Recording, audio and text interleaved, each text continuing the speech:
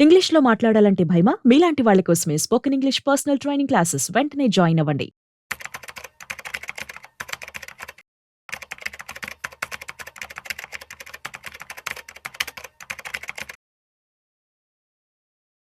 Hello అండి. నమస్తే. నమస్తే అమ్మా.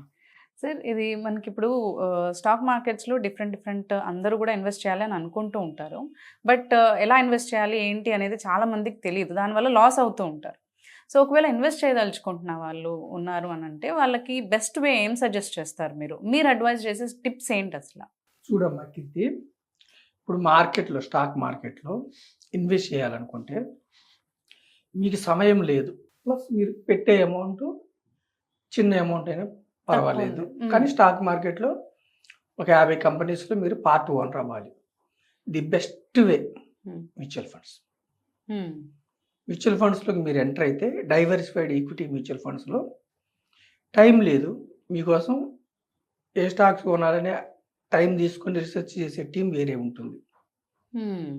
ప్లస్ మీ దగ్గర చిన్న అమౌంటే ఉంది. నెలకి ₹100 పెడతారు. హ్మ్. హ్మ్. అయినా మీరు 50 కంపెనీలో పార్ట్ ఓనర్ అవ్వాలి. చిన్న అమౌంట్‌తో కూడా క్యాపిటల్ మార్కెట్స్‌లో భారతదేశ ఎకానమీలో పార్టిసిపేట్ కావాలంటే బెస్ట్ వే మ్యూచువల్ ఫండ్స్. హ్మ్. లేదు మీ దగ్గర సమయం ఉంది. డబ్బులు ఎక్కువున్నాయి. పెద్ద అమౌంట్స్ ఉన్నాయి మీ దగ్గర. హ్మ్. ఒక 20,00,000 కావచ్చు, 50,00,000 కావచ్చు. హ్మ్. సమయం కూడా ఉంది. సమయం ఉంటే నేనేం చెప్తున్నానంటే ఫస్ట్ థింగ్ ఏంటంటే మనకి ఈ స్టాకు ఇక్కడ కొనండి, ఈ రేట్‌లో కొనండి అని న్యూస్ పేపర్స్ ద్వారా గాని, మీడియా ద్వారా గాని, హ్మ్. బ్రోకరేజ్ సంస్థల ద్వారా గాని కొంతమంది చెప్తూ ఇన్‌ఫ్లూయెన్స్ ఉంటారు. చేసే వ్యక్తులుంటారు. ఎగ్జాక్ట్‌లీ. అవును. కొనమంటే ఫాలో అవ్వద్దు. మీరు ఫాలో అవ్వద్దు. హ్మ్. మరి ఏం చేయాలి? మీ సొంతంగా మీరు నాలెడ్జ్ పెంచుకొని మీ సొంతంగా రిసర్చ్ చేసుకోండి. అంటే కొంతమందికి అంత టైం ఉండదు కదా! సో, టైం ఉండని వాళ్ళు నేనేమంటున్నాను అడ్వైజర్. మ్యూచువల్ ఫండ్స్ ద్వారా పెట్టండి. మ్యూచువల్ ఫండ్స్ ద్వారా పెట్టినా మీరు స్టాక్ మార్కెట్‌లో పెట్టినట్టే. హుహు. డైవర్సిఫైడ్ ఈక్విటీ మ్యూచువల్ ఫండ్స్‌లో పెడితే హ్మ్. హ్మ్. మీరు 50 కంపెనీస్‌లో సుమారుగా పార్ట్ ఓనర్. హ్మ్. హ్మ్. టైం ఉంటే ఎందుకు నేను అడ్వైజెస్, టిప్స్ ఫాలో అవ్వద్దు అంటున్నానంటే 3 కారణాలు చెప్తున్నానమ్మా నేను. హ్మ్. హ్మ్. ఒకటేమిటంటే అడ్వైజ్ ఇచ్చిన వ్యక్తి అది నేనైనా కావచ్చు. హ్మ్. నేను కొన్ని స్టాక్స్ కొనమని చెప్పాననుకోండి. నేను గాని వేరే ఎవరైనా వ్యక్తి. కంపల్సరీగా ఈ స్టాక్ కొనండి. Don't miss. ఆపర్చునిటీ మిస్ అవ్వద్దని చెప్తే కొనొద్దని చెప్తుంటారు. చెప్తున్నాను. ఎందుకు అంటున్నానంటే నేను తప్పవ్వచ్చు. హ్మ్. ఒక 3 కారణాలు. ఒకటి నేనిచ్చే అడ్వైస్ తప్పవ్వచ్చు. హ్మ్. అయితే రైట్ అవ్వచ్చు లేదా తప్పవ్వచ్చు. తప్పయిందనుకోండి మీరు నష్టపోతారు. హ్మ్. ఒక రీజన్. సెకండ్ రీజన్ నేనిచ్చే అడ్వైస్ కరెక్ట్ అవ్వచ్చు. బానే ఉంది. కానీ ఈరోజు నేను అడ్వైస్ ఇచ్చా కొనమని. హ్మ్. కొన్ని రోజుల తర్వాత, కొన్ని నెలల తర్వాత, కొన్ని సంవత్సరాల తర్వాత ఆ స్టాక్ మీద నా ఒపీనియన్ మారొచ్చు. అవును. ఆ స్టాకు సరిగ్గా పెర్ఫార్మ్ చేయకపోవచ్చు. నా ఒపీనియన్ మారొచ్చు. కానీ నేను అమ్మమని మీకు చెప్పట్లే కదా మళ్ళొచ్చి. మీరు అందులో ఇరుక్కుంటారు. హ్మ్. దాని సిట్యుయేషను బాగలేదు. మార్కెట్ సిట్యుయేషన్ బాలేదు అన్నప్పుడు నేను చెప్పకపోతే, మీరు నా అడ్వైస్ తీసుకొని కొంటే, రేపు మీరు నష్టపోతారు కదా! నష్టపోతారు. హ్మ్. అంటే స్టాక్ కరెక్ట్ అవ్వచ్చు. కానీ ఎగ్జిట్ మీకు చెప్పలేదనుకోండి నేను. మీరు నష్టపోయే అవకాశం ఉంది. కరెక్ట్. మూడవదేమిటి, నేను ఒక స్టాక్‌లో మిమ్మల్ని ఇరికిచ్చాను. హ్మ్. అంటే కొనమని చెప్పాను. సలహా హ్మ్. ఇచ్చాను. హ్మ్. హ్మ్. మీకు ఇంతకంటే బెస్ట్ ఆప్షన్ వచ్చిందనుకోండి. హ్మ్. మళ్ళీ నష్టపోతారు వాళ్ళు. మార్కెట్ కరెక్షన్ అయ్యో బెస్ట్ కంపెనీస్ వచ్చినాయనుకోండి. హ్మ్. హ్మ్. సో, నేనేమంటున్నానంటే ఎప్పుడు కూడా స్టాక్ మార్కెట్‌లో ఏ ప్రైస్‌లో కొన్నాం, ఏ ప్రైస్‌లో అమ్మాం హ్మ్. అన్నది చాలా ఇంపార్టెంట్. అదే స్టాకు హైలో అమ్మి హ్మ్. మళ్ళీ లోలో కూడా ఎంటర్ అవ్వచ్చు. ఎప్పుడు మీకు నాలెడ్జ్ ఉంటే. ఓకే. లేదు మంచి ఫండమెంటల్‌గా, టెక్నికల్‌గా స్ట్రాంగ్‌గా ఉన్నాయి స్టాక్స్. కొని దీర్ఘకాలం ఉంటే మంచిదే. అంటే హ్మ్. పోర్ట్‌ఫోలియో డీసెంట్‌గా డిజైన్ చేసుకోవాలి మీరు. హ్మ్. మీ దగ్గరున్న డబ్బుతో ఒకే సెక్టార్ కాకుండా ఒక 5, 6 సెక్టార్‌లు ఒకే కంపెనీ కాకుండా ఒక 10, 15 స్టాక్స్‌లో 10-15 లోపు స్టాక్స్‌లో 2, 3 మల్టీ బ్యాగర్స్ అయితే కూడా మీరు మిక్కిలి ధనవంతులవుతారు. కానీ మీ ఓన్ రిసర్చ్‌తో చేసుకోవాలి. చేసుకో 10-15 స్టాక్స్‌లో 2 మల్టీ బ్యాగర్స్ అంటే ఏంటి? ఇప్పుడు చూడు 4 బ్యాగర్ అంటే 4 టైమ్స్, 10 బ్యాగర్ అంటే 10 టైమ్స్, మల్టీ బ్యాగర్ అంటే ఇంకెక్కువ. మీరు ఓన్‌గా రిసర్చ్ చేసుకొని ఆ కంపెనీకి ఎర్నింగ్ పర్ షేర్ ఎంత వస్తుంది, ఆ కంపెనీ ప్రమోటర్స్ వాటా ఎంత ఉంది. ప్రమోటర్ అంటే నడిపే వ్యక్తులు, ఎక్కువ శాతం ఉన్న వాళ్ళు అదేలేండి. తగ్గించుకుంటున్నారు అనుకో వాటా, మంచి కంపెనీలో వాటా తగ్గించుకోరు కదా. తర్వాత ప్రైస్ బై ఎర్నింగ్ రేషియో ఎంత ఉంది, బ్యాలెన్స్ షీట్స్ అంటే అప్ ఏమైనా ఉందా కంపెనీకి, డెట్ ఫ్రీ కంపెనీనా, డివిడెండ్స్ అంటే లాభాలు ఎలా పంచుతున్నారు.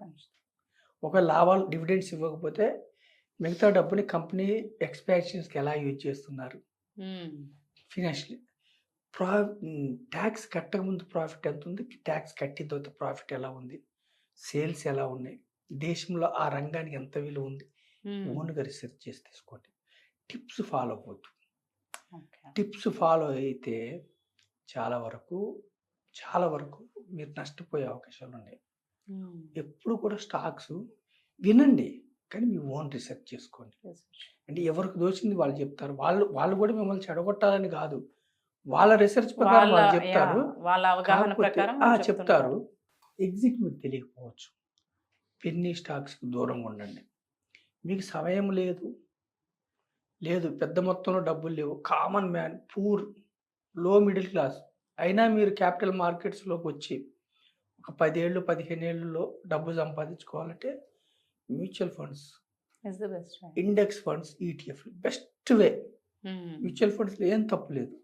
ఇండైరెక్ట్గా మీకోసం స్టాక్స్ కొంటారు, ఫండ్ మేనేజర్ ఉంటాడు, ఏ స్టాక్స్ కొనాలి, రీసెర్చ్ టీం ఉంటుంది, ఏ టైంలో వాళ్ళు మ్యూచువల్ ఫండ్స్ కూడా నిరంతరం వాళ్ళు కూడా చర్నింగ్ చేస్తూ ఉంటారు. చర్నింగ్ అంటే ఏమిటంటే వాళ్ళు కూడా కొన్ని స్టాక్స్ రాంగ్ పిక్ చేసుకుంటారు ఒక 50 కంపెనీస్లో, లేదంటే వాళ్ళు పిక్ చేసుకున్న తర్వాత కంపెనీస్ యొక్క స్థితిగతులు మారుతూ ఉంటాయి లాభాలు తగ్గట్టు.